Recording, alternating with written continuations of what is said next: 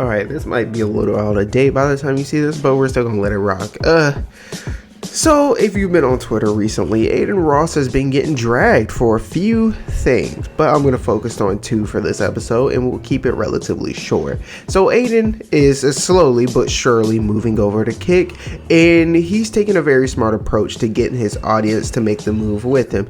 And he's not demonizing Twitch anymore, or so I thought. From what I can see, he's not being radical about his, about his switch up and things of that nature. So a W on that end. And actually it wasn't him that was slandering Twitch, it was a train wreck. Anyways, but the big selling point of Kick that thus far is no rules, and to showcase the lack of rules, Adin Ross streamed the Super Bowl, and more recently he streamed porn.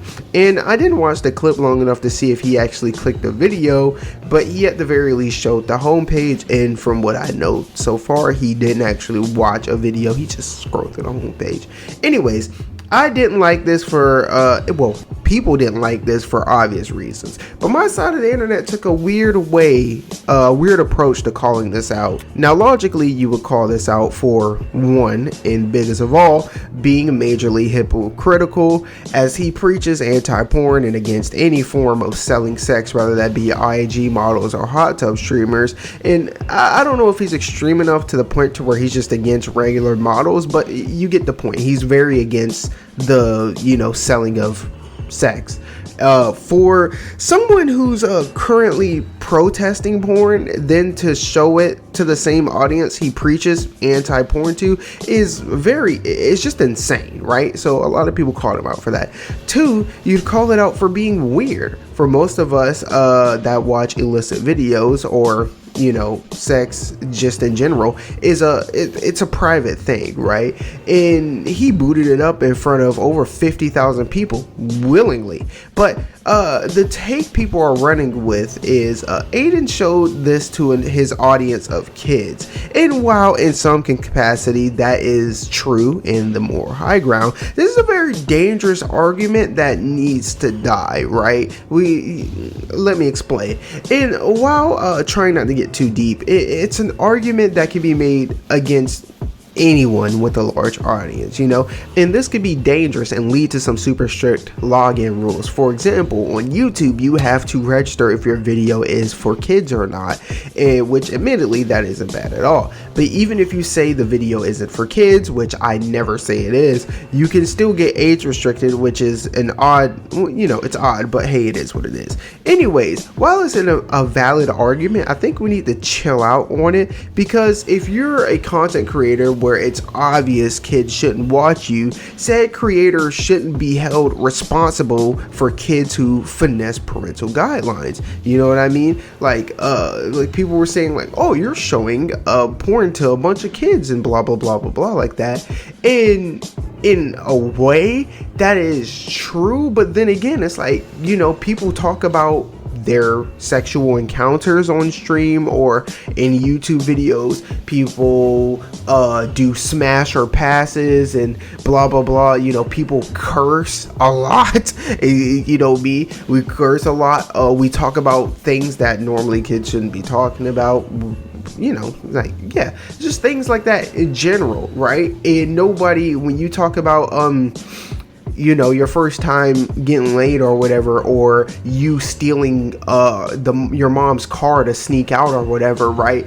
Nobody goes to your video and says, wow, you're teaching a bunch of kids how to do X, Y, how to lose their virginity. You're teaching kids how to steal cars and blah blah blah. You know what I mean? Like, especially music, talking about drugs and things of that nature. People don't go up to rappers and be like, oh, you're showing kids how to do drugs. Now there is a sub community of people that do that, but like, we understand that we have when it comes to music like Cardi B and stuff like that, especially their music videos, most of us have the mental capacity to understand that like it is blatantly obvious that kids shouldn't be watching Cardi B music videos, but she shouldn't be held responsible for the kids that finesse the parental guidelines and watch her videos, because for the most part, a majority of us were that kid that finessed parental guidelines to watch these videos and these creators. So why would you handle, you know what I mean? It's like the Family Guy skit where it's like, I wasn't supposed to do a tangent this video, holy fuck,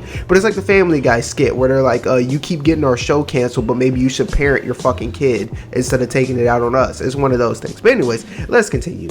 The next one was a police violence joke in GTA RP, and to be honest, I feel like if he made this joke a month ago, no one would have cared.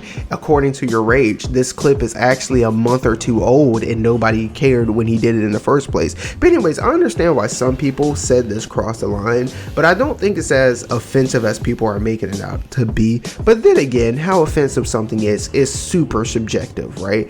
Adin responded to these controversies and it was a good response. He admitted fault for the adult film situation. He apparently has a praise or validation kink because he keeps telling us that he doesn't beat off and things of that nature, which makes me really uncomfortable. It's kind of like people who tell you they just farted. Like, why did I need to know that? I didn't care, nor did I need to know that, and now I'm just uncomfortable. But anyways, he also apologized for ghosting your rage and his friend when they were trying to do, you know, Adin a favor and things of that nature.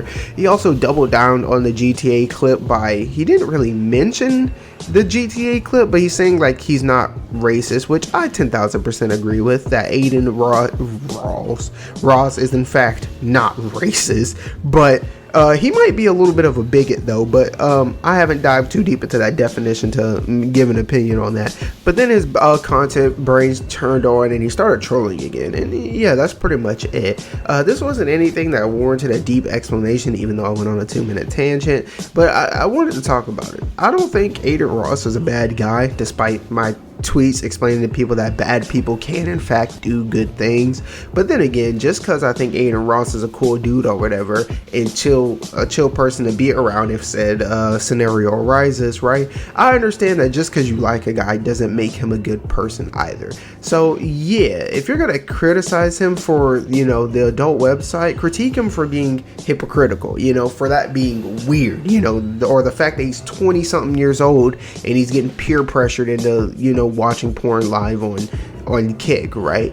And he also apologized though, so if you do that, you'd be beating a dead horse. Also, for the GTA clip, under normal circumstances, I'd say like y'all are reaching, but it is Black History Month, so we get we get a pass to be extra sensitive. But yeah, that's gonna do it for this one. The wrap up. Oh, he also. People were pointing out that somebody else had 15,000 viewers and he got head on stream and whatnot. He got banned for a day, but Adin Ross streamed the homepage of, you know, the hub to his entire audience of 50,000 people and didn't get banned at all. And I just made a joke like, I mean, you can't ban your biggest salesman, you know, like he's the one, you know, he's the one bringing the money in, you can't get rid of him type beat. But I did find that kind of odd, but it did make it blatantly clear that they do have terms of service. It's just they're very they're more lenient or they're softer with the punishments and things of that nature. So yeah, that's pretty much gonna do it, you know what I'm saying. The kids argument needs to die, you know what I'm saying. I thought it was silly when people brought it up against Cardi B for the WAP video, and I think it's silly now, and I probably will always think it's silly. Maybe I'll become randomly sensitive to it when I eventually have kids, but as of right now, as a 20-year-old or 22-year-old man, I think it's silly, you know. And as for the GTA clip, yeah, it was a little edgy, it was a little cringy of a joke, but at the end of the day, it is just a joke. No harm, no foul. But and I also thought he did this after, you know, the adult films thing and the Josh situation. So it's like people already have it out for you, and then you make that joke. How dumb can you be? But no, that joke is old. So yeah, that he should get a pass on that. But yeah, that's gonna do it for this one. I'm gonna run this on. Y'all don't care about that. That's gonna do it for this one. This has been Subconsciousness. Over here, I value watch time or in comments over anything. So if you're hearing my voice right now, you've done more than enough to keep the series going. I know I sounded like a fucking monotone fucking bitch the whole time, but hey, you know, I gotta crank these motherfuckers out, bro. Long day at work, man. I mean, if you want more enthusiasm, make me full time so I can actually. Anyways, that's gonna do it for this one. Until we meet in the next video or the comments, remember, if you know, man, because we'll be up next. Sponsored by Atari and. octopus said the same thing to Yoshi. It's about being patient, picking your moment. So snap out of it. You can't let a couple of losses blow you off course. You don't have to win now, just someday. Slow and steady wins the race, right? Well, it kills the octopus.